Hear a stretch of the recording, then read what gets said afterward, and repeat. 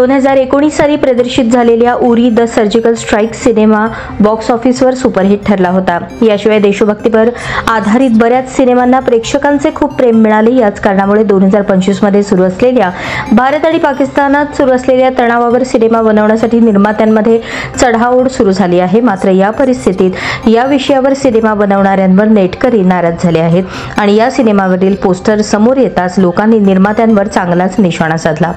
एक दोन नाही तर बरेच चित्रपट निर्माते दिग्दर्शकांनी ऑपरेशन सिंदूर या शीर्षकाने आपला सिनेमा रजिस्टर करण्यासाठी अर्ज केला। मात्र हे टायटल नक्की कोणाला मिळणार हे अद्याप ठरलेलं नाही।